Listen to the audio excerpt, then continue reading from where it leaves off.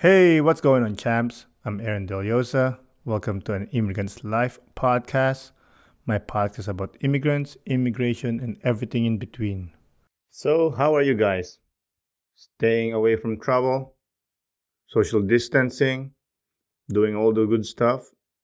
I hope everyone's okay. I hope everyone's chilling. I hope everyone is staying healthy.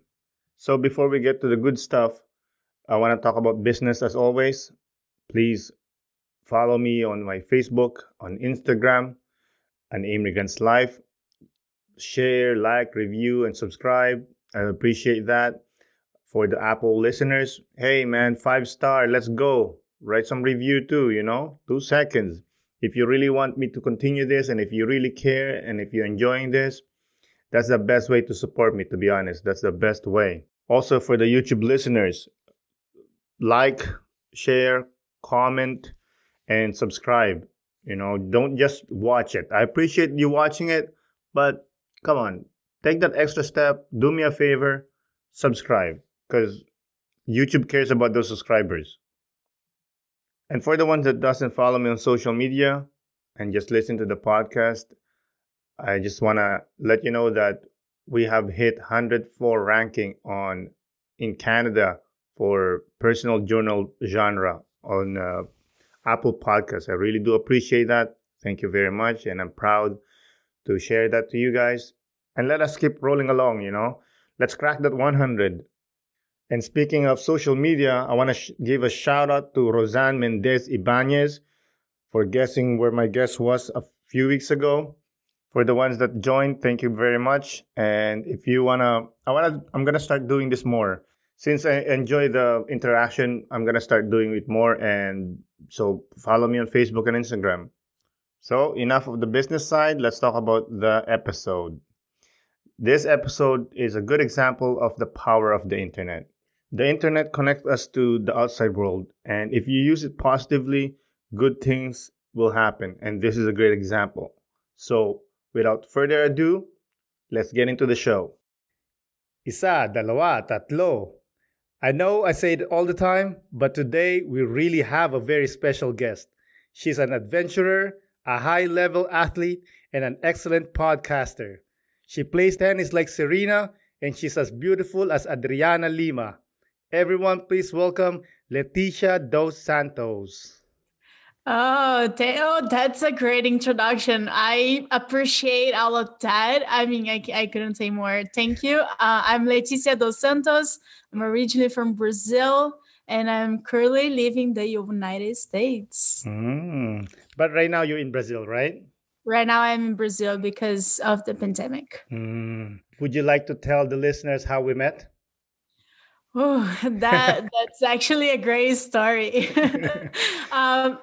On Instagram, I would say, I mean, I liked your picture and we started talking on message because I just recently got into podcasting as well. And then we started talking and you gave us this opportunity. You asked me to be part of your podcast and I said yes. And here we are. I know. Like I said to you, when we started talking and I said, oh, would you like to do the podcast? Because it makes sense for you to come on my podcast. And you said yes. I'm like, okay, sure. It's a person from the internet. You know what I mean? And then it's actually happened. And I'm like, it is happening. I know. Which is amazing. And I'm grateful. And I'm grateful to you for coming on the podcast. And before we forget, would you like to say what your podcast is about? Yeah, so of course, my podcast is called I-20 Sports Talk. It's mainly I interview former international student athletes who went to the United States to play college sports. So I always interview them. I am also interviewing people who can bring different point of views in sports, or like I will be having you on the show as well to talk about migration and basketball. So yeah, that's pretty much it, and I'm loving it. I like your podcast. I actually listen to it, and it's very enjoyable. And I love listening to the athletes, high-level athletes. I appreciate it. Let's start from the start. Which part of Brazil were you born? So I'm from a city about 4 hours from São Paulo. The name is São José do Rio Preto, which is a I'm not very gonna long. try to repeat that. It is a very long name. I gotta admit that. Um, but yeah, it's a small town close to 4 hours from São Paulo, 7 hours from Rio, just as a reference. Yeah, Mm. I grew up here, so Do you like living there? I do. I have had many memories here, Yeah. and I used to have a lot of friends, but since I moved 7 years ago, I now don't have a lot of friends, but still I have some friends. Mm. How crazy does it get when it's Carnival season?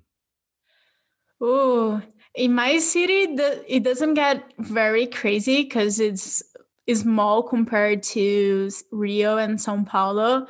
But I have to say, Carnival in Rio or Salvador, it gets pretty crazy. You stay away from there? Yeah, I try going there, but I go with my parents, so I don't actually have like chance to party or anything. That's awesome. That I think that's one thing I would like to go, but will never want to go. Just looking at it just tires me already. But you Yeah. enjoy it when you go. Oh yeah, for sure. Because you see people from all over the world, and so it's pretty awesome. And they have so much fun. They dress up and they can drink in the streets, which you cannot do in America. So I guess that's a good thing. Of course, of course. And you mentioned you moved and you speak fluent English. Did you learn English in Brazil or? Yeah, no, I actually, when I first went to the US in 2013, I couldn't speak English at all. Mm. I was the kind of person that they would ask me if I was hungry and I would say it was hot. That kind of I'm no joke, no joking. That was my level of English. So I learned. I would say it took me about a year and a half, 2 years to be um, concise and little fluent. Mm. How old were you when you moved? I was 18 years old. And you moved by yourself? Yes, I did because I mostly went to play college tennis. Mm. So I went there by myself, and yeah, I just had to have a little bit of courage. Of course. Can you tell us about the process of going to the US and to play? Were you offered a scholarship? Yeah, so when I first went, I went to a junior college, which is before you transfer to a four-year university, because I didn't have English, like I said. So I didn't pass the tests or the minimum grade to go to a four-year university. So I first went to Southern California, where I was there. I was there for 3 years. So I actually had an agency that helped me to get all the paperwork together here Oh. in Brazil, and they helped me talk with colleges there, and I got, I think, three colleges opportunities to go, but I didn't really like the other two, so I ended up choosing the better city and smaller city since I couldn't speak English. Mm. What was the clincher for this college?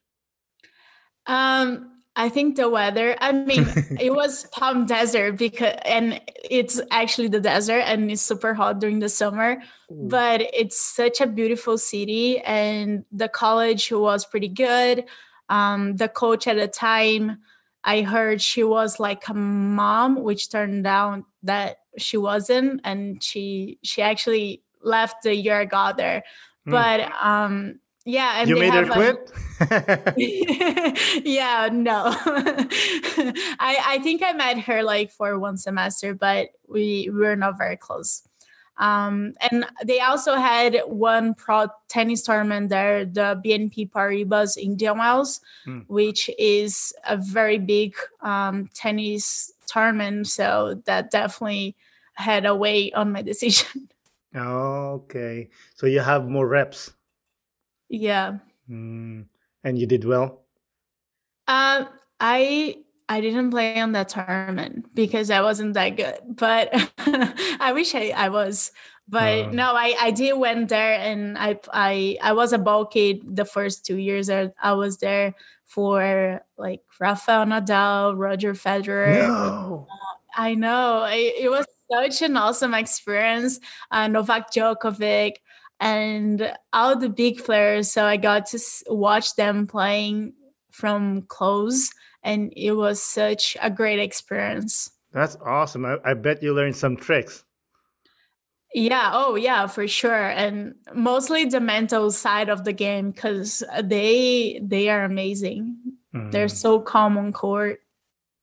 Yeah. So you came to America. You barely speak English, and I'm sure you were culture shocked. Yes, it was definitely a culture shock. And I would say the most one that I had was that Brazilians, we are very close to each other, and when we say hi, like we give kiss on the cheek, even though you don't know the other person. Oh yeah.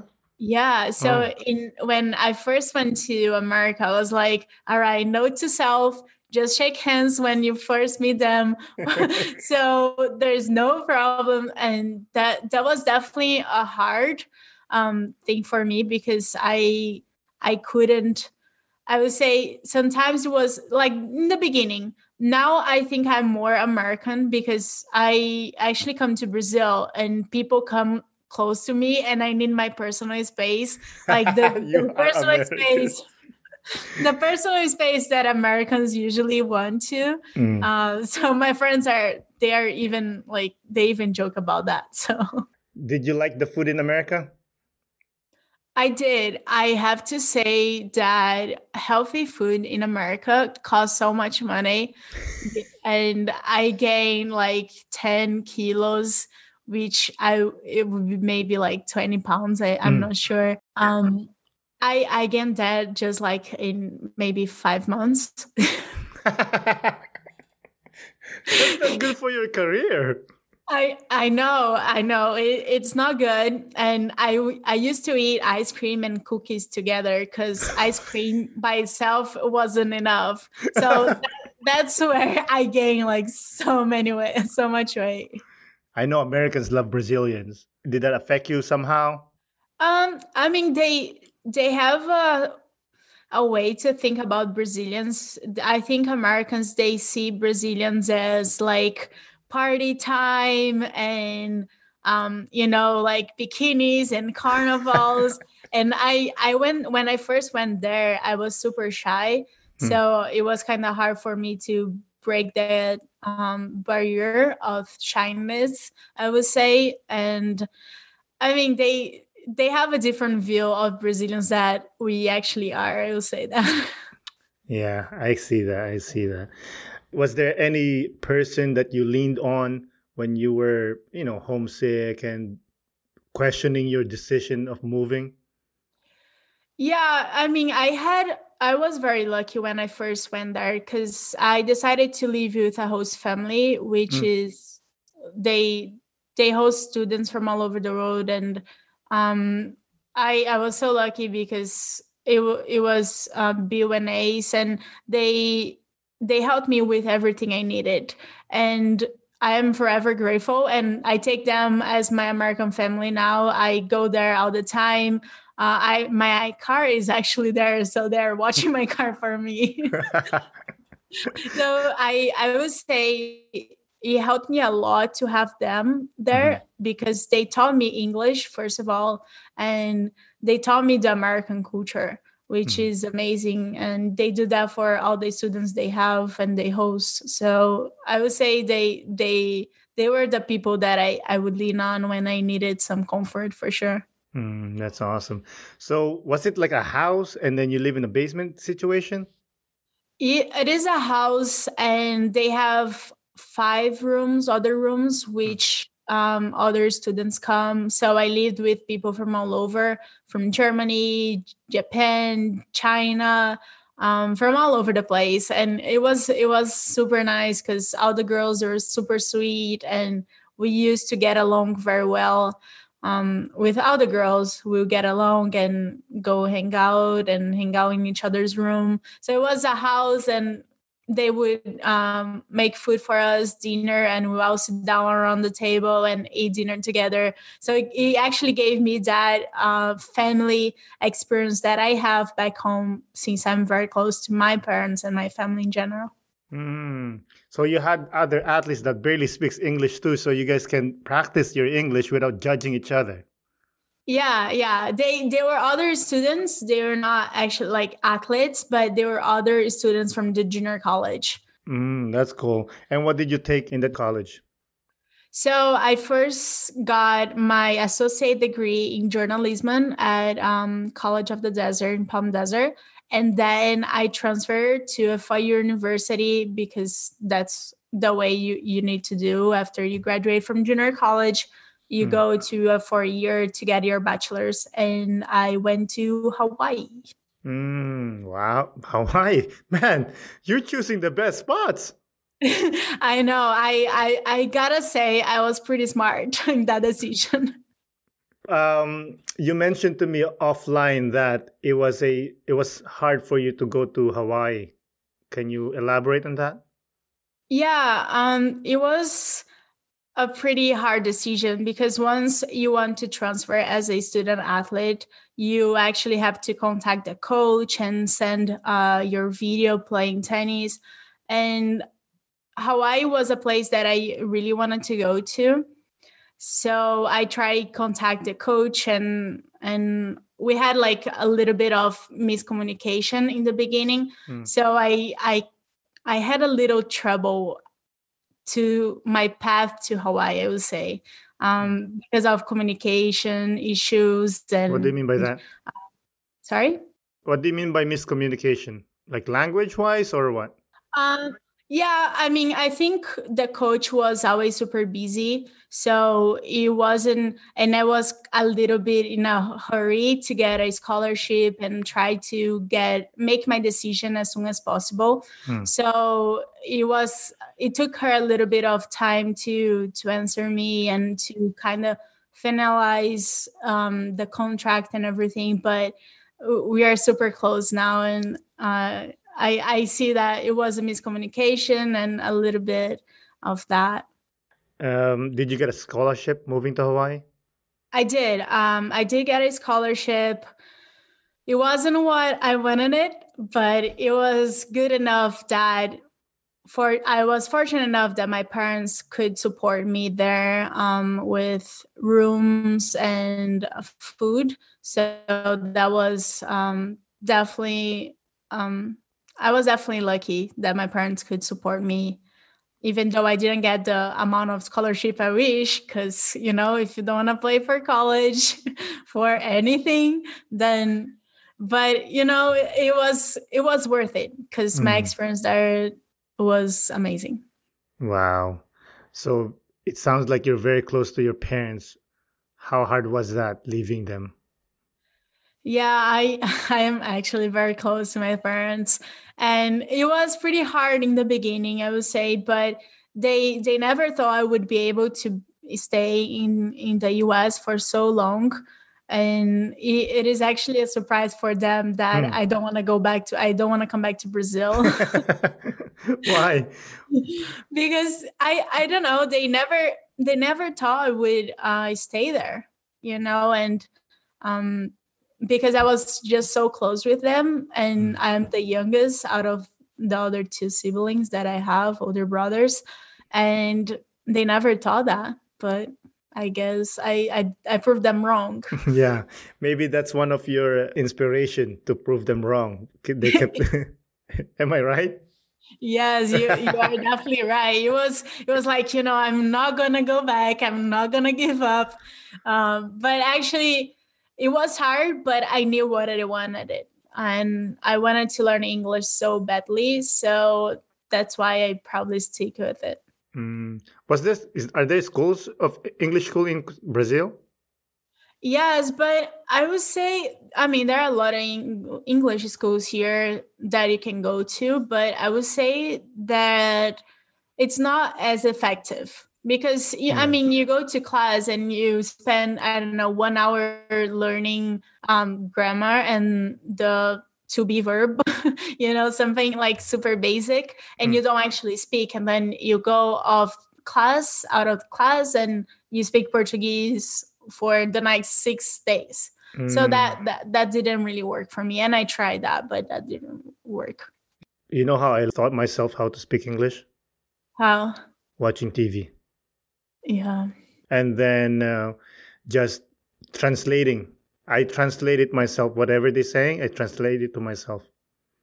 Yeah, I heard that's very effective too. And I mean, me being Brazil right now, it's definitely has helped me to read books and watch movies and TV shows, even with captions, because that way I can keep practicing my listening and my reading as well.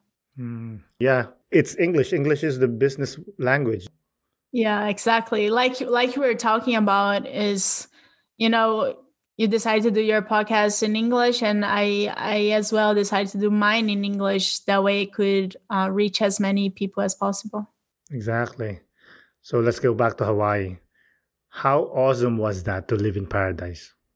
Oh, I have to say I miss that so much, and it is kind of weird because when I left there, I was like, I'm burned out. I just want to leave the island, but man, I miss that place.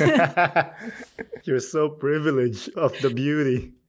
I know, you wake up and it's sunny. The weather is beautiful. You can watch the sunrise, that it's beautiful, and you can watch the sunset on the same day. That is also beautiful. And if you get rain, it's like what we call pineapple rain fast. And it just comes, so it can like mess up with a little bit of your plans, and then it goes out and it's beautiful again. So it's Why is it called pineapple rain? I don't know. I think it's just that thing. It comes just to mess up a little bit of your day and refresh a little bit, and then it goes away. I love pineapples. I know, me too. And I mean, pineapples in Hawaii, they're amazing. Yeah. They're so sweet. I'm sure.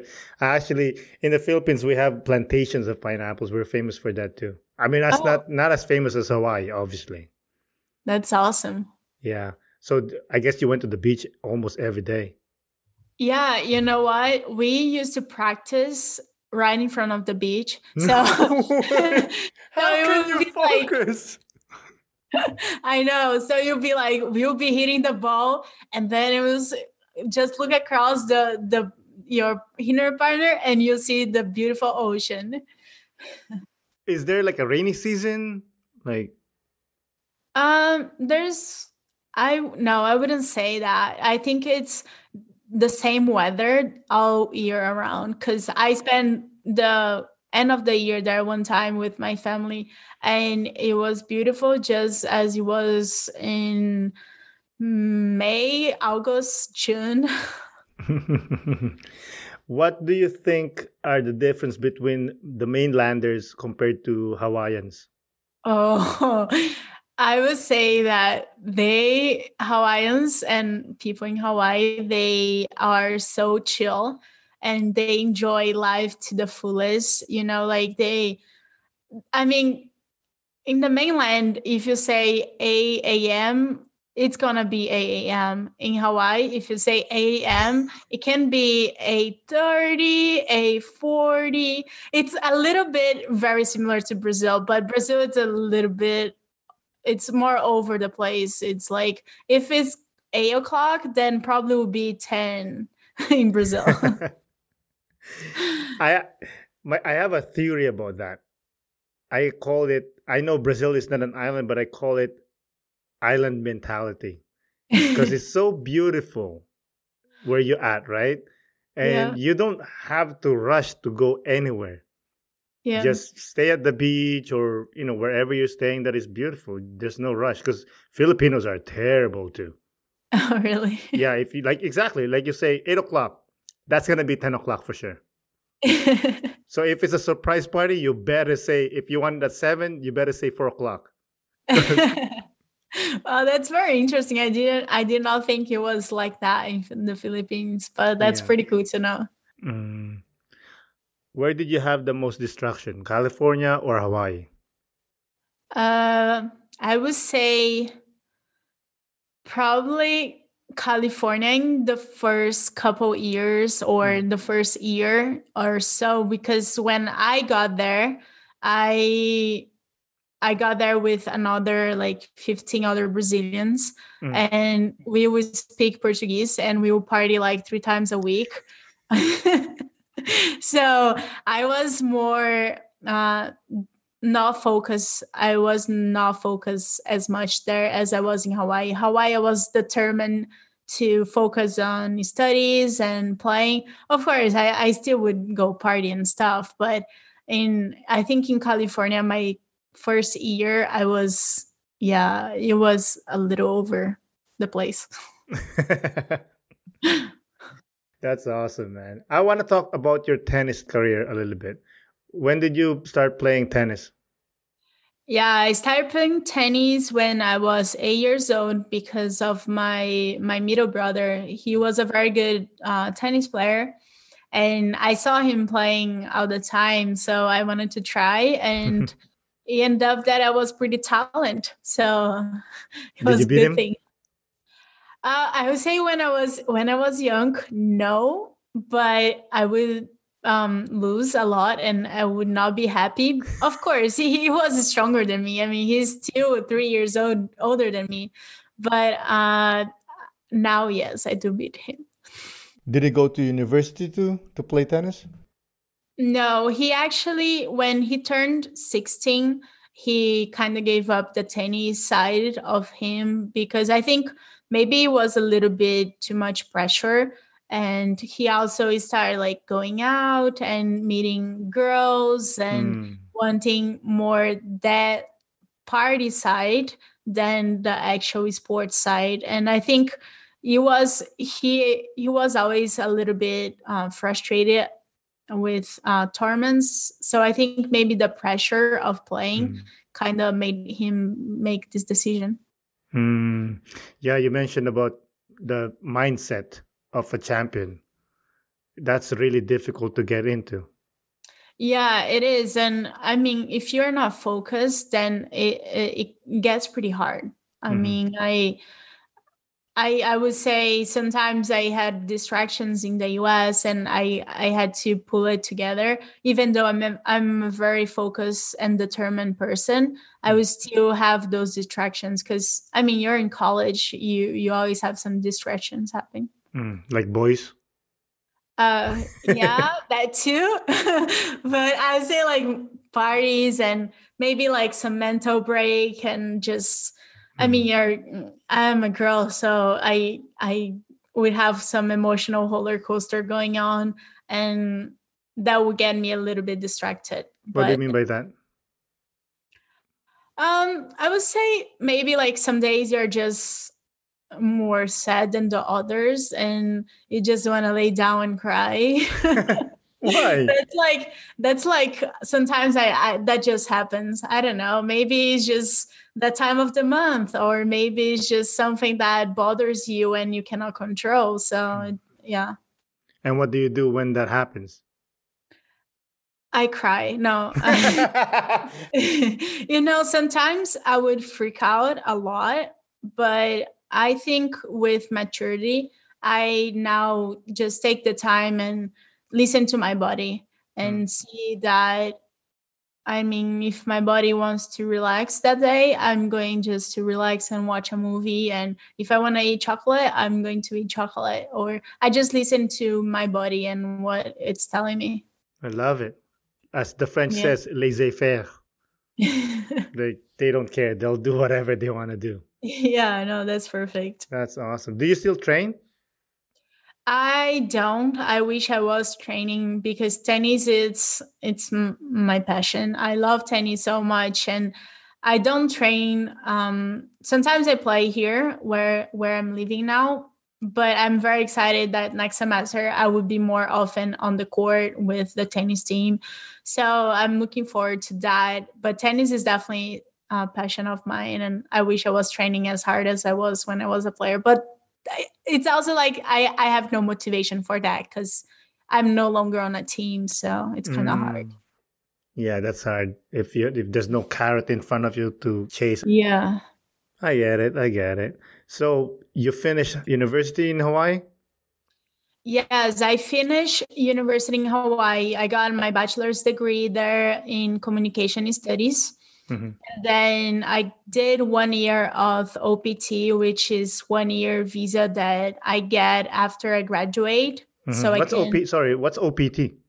it's optional practical training. Oh, Yeah. here we call it OJT, on the Oh, job training or stage. yeah, exactly. So you get that visa after you graduate. And I got that one and I did a very cool internship. I first did half year with the tennis team in Hawaii, where I helped them for 1 season.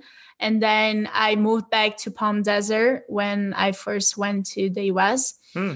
And I was interning with a local TV station that it's affiliated with NBC. So that was super awesome. What did you do there? I was helping out the sports reporter.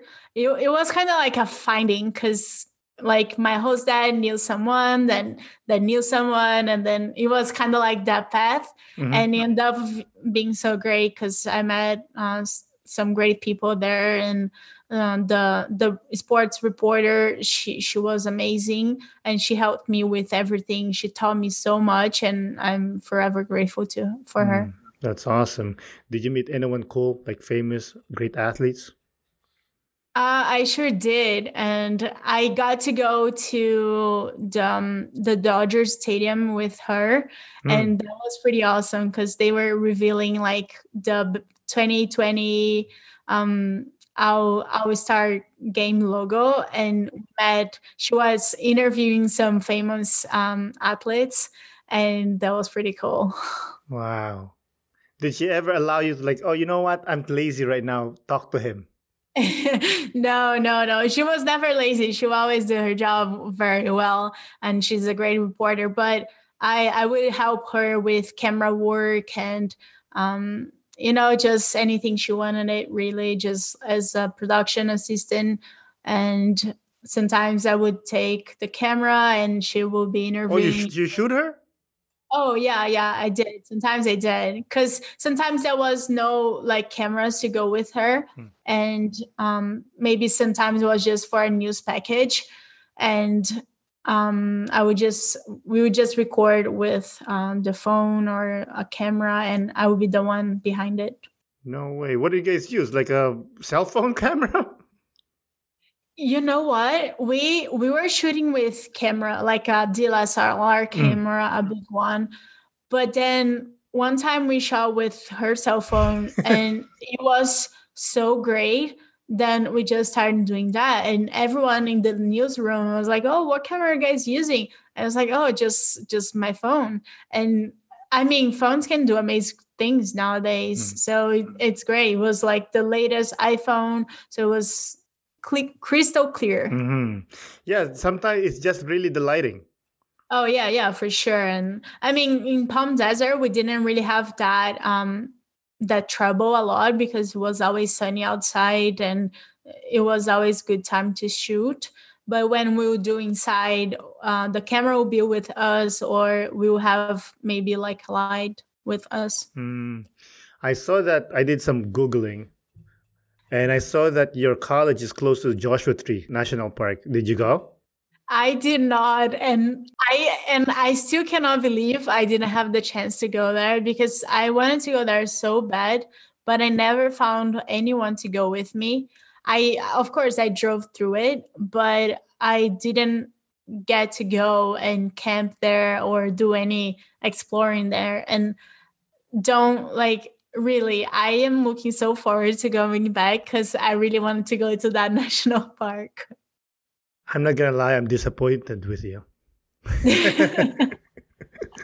So after the internship, what did you do next? So after my internship, I had to make a decision between coming back to Brazil, or staying in the US and pursuing a master's degree.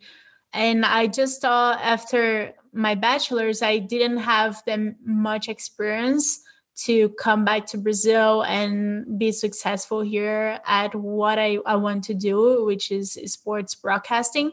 So I decided to pursue my master's in San Francisco at Academy of Art. Mm. And what are you doing there? Journalism? Yeah, so I'm pursuing a degree called Communications and Media Technologies, Mm. which you get time on camera, off camera. You learn how to write scripts. It's very hands-on opportunity, and it's a very hands-on school. So that was one thing I really liked about that school in particular. Oh, yeah.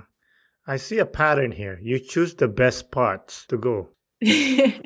You're from Brazil, went to Palm Desert, went to Hawaii, and then went to San Francisco. You're smart.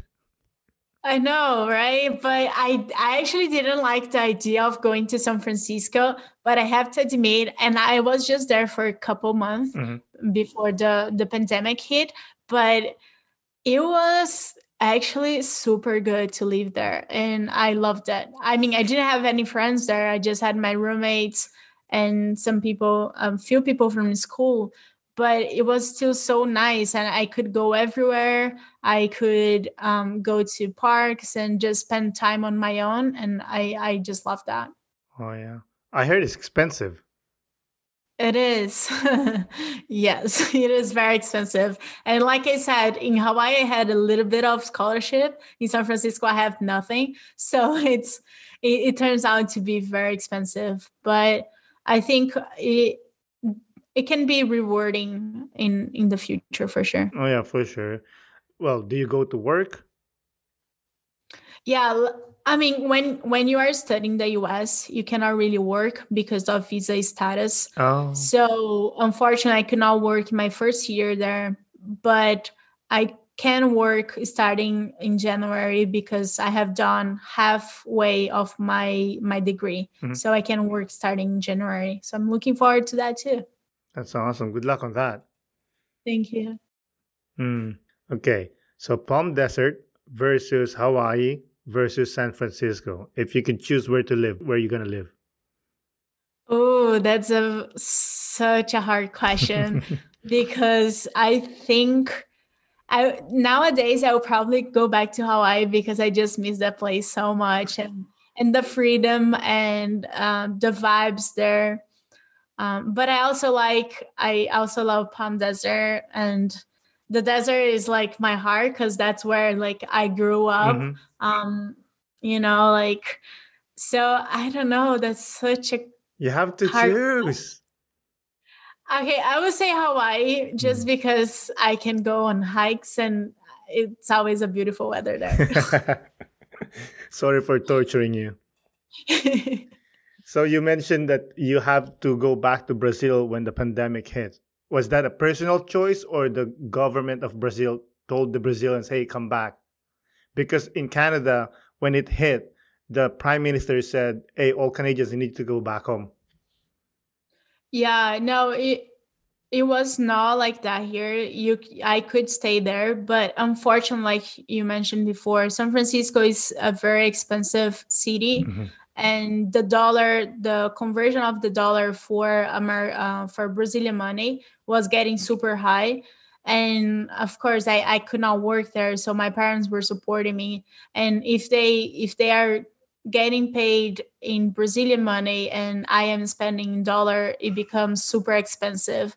So I mean, they told me, and of course I understood, and I made the decision to come back home. Mm. But you're still going to the classes or? Yes, I'm doing online because Mm. I just thought that was going to be better instead of just stopping for like half a year, just to keep going and maybe I can graduate and find an internship when I go back. Mm. Maybe you will graduate.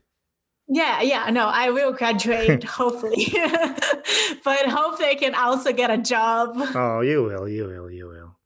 Mhm. Um, what have you learned about yourself during this pandemic? Ooh, hmm. I think I have learned that I am capable of so much because I didn't have time to put some projects in practice, and just like the podcast is one thing that I always wanted to do. And I learned that I can do so much more, and I just need the confidence for it. And I'm getting there by practicing on my own. And I mean, I was in Brazil without doing anything before classes started during the summer. And I started learning other Adobe's softwares like Illustrator, Photoshop, and then the podcast. So I just learned that I'm capable of a lot more than I thought I was. Hey, listen, you're a high level athlete. Of course, you're capable. I wish that was like to the extreme, but otherwise I would be like playing against Serena Williams. But I guess it's fine. I take that. I take that. Hey, I'm pretty sure you'll do okay against Serena. Maybe like 10-1. Maybe like half point. Maybe if she double fouls. Oh yeah, maybe, eh? Oh, I was gonna ask you about tennis, because I feel like tennis is the sport that women and men could actually go against each other and will be somehow equal. Do you think that makes sense? I would say that would be a little bit hard, because men, they are pretty strong. And when I think I heard one time that the only women, or not the only one, but it's very hard to find one woman that would go like head to head with a men's tennis player. But Serena, of course, Serena is capable of doing that. But I think that's something that it would be pretty hard to achieve. I think men, they're much stronger, and the ball like just flies more, and it's more powerful for sure. I mean, of course, I wouldn't doubt that. It also depends of the levels, like if you get one girl that plays number one on a college team, and maybe a boy or a guy that plays, I don't know, 4 or 5 on a team, then maybe that would be a comparable. You mentioned that you're planning on going back to the US and going to school and possibly living there. Yeah, I am looking forward to going back. Unfortunately, I don't know what is going on, but the borders is still closed to go back to the US from Brazil. But I'm definitely looking forward to going back and keep pursuing my degree in San Francisco, and trying to find internships there as well. And yes, I sure want to live in the US. I know it's been frustrating. How are you processing the frustration? Yeah, it is very frustrating. And I would say a couple months ago, I was always overthinking about it and seeing possibilities of me going, I don't know, to Australia or to Portugal or somewhere else besides Brazil, because it was just frustrating. And I don't know, I think right now I just talked with my parents, and we were like, if my classes just went to online for next semester as well, but the campus will be open, or the TV studios will be open for us to practice. So I think I'm kind of like just focusing on that. And they told me, if the studios are open, then you can go back, and we will support you. So I think that made me a little bit more relaxed, I would say. Those parents of yours, they're Hall of Famers. I know they really are, man. And I mean, my parents, they're the greatest. I always say that because they have been supporting me for so long. And since I first made the decision of going to the US, my mom was scared, but they always support me. And I call them every time, probably maybe every day I'm there, and just like FaceTime while I can, and they support me. And I don't know, I give them my life. Of course, of course. And they will do the same for sure. Yeah, for sure. I'm sure. So, I like this question. I like asking this to my guest. If Brazil gives you the same opportunity that you're craving for in America, would you still move to America or would you stay in Brazil and why? Oh, wow. That's a pretty deep question. I and it's super hard, but I would say I would maybe want to be in America for not only for the opportunities, but because I have met so many great people there and I have built so many memories there. And I don't know if the opportunities in Brazil were job opportunities and meeting people, then maybe coming back to Brazil. But if the opportunities means just job opportunities, I would probably be in America. Hmm. I think I met, like I said, I met so many people in America and people that changed my life for good. And I said before as well, I like exploring, and Brazil, it's not that safe to explore as the US. So maybe I prioritize experience more than the cash. So I think I am more about experiencing and meeting new people that would change my life than the money I would make that would change my life, if that makes sense. Yeah. I mean, you're a true artist. That's how artist thinks. Forget about the money. I just want to make art. No, I wanna be comfortable. Of course I do. But I also wanna, I mean, I just live one life, and when I pass away, unfortunately, I won't be taking any of my money with me, but I will sure be people will remember of me, of who I was, and I would be always having that experience. I mean, who can say they left Brazil and went to California and then they lived in Hawaii? Hmm. So it's that kind of chances. I like taking it. Hmm. Yeah, you're a beast. When you told me those stories, I'm like, man, I'm lazy. No, you're not. You have been through so much too. So I did all right. I did all right. So we're getting close there, but I want to ask you one more question. What advice would you give someone wanting to be a student athlete in Brazil or in the US? I would say that in Brazil, you wouldn't get the same opportunity of playing college and meeting so many people like you would do in America. And I mean, the maturity you get from leaving home and study abroad, it's huge. So I would just say go and experience it, because that's something you won't be able to experience in Brazil. Hmm. Wise word from a wise woman. Do you have any more topics would you like to talk about, or maybe a question to me or anything?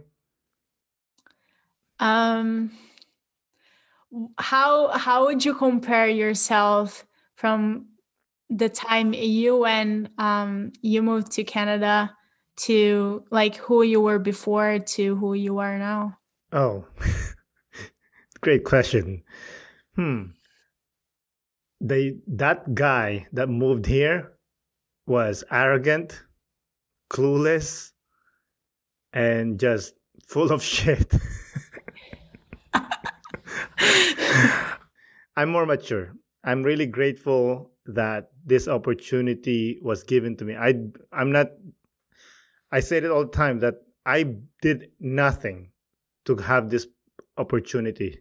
My mom did all the job and some people help her out, but it really changed me a lot. And I was talking to a friend about this, that going away from that group, from that town, opens up my mind. And I'm just grateful that I moved to Canada, because sometimes I think about like living in the same town where I grew up. I'm like, that's cool, but I don't think I can do that. Yeah, I totally get you. And I mean, I think you're awesome. So Oh, I thank think you. Canada did good. I do okay. I do okay. I mean, yeah, it helps.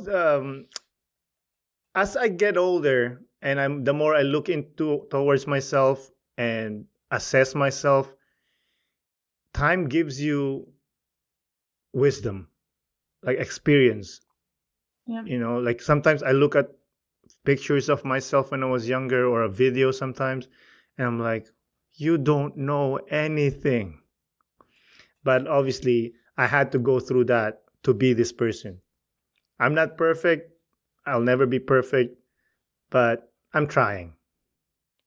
Yeah, and I mean, with time, like you said, you get more mature, and that's just on life. Yeah, that's just on life. You're young, and the more experience you get, like you said, you want to experience more things, the more the more you appreciate life. And I like when you said that, oh, when I pass away, I want people to remember me as a fun-loving person, an adventurer. That's awesome. Because Friedrich Nietzsche, you know Nietzsche, the philosopher? No. Anyways, he's crazy, but he says amazing things. That he says that you can only say that you have lived a fulfilled life is when you ask yourself, would you do the same thing? Would you live the same life? And the answer is yes, that's a fulfilled life. And that's what I'm trying to do every day. That's very interesting. Mm, thank you. Again, not my words, a smart person's word.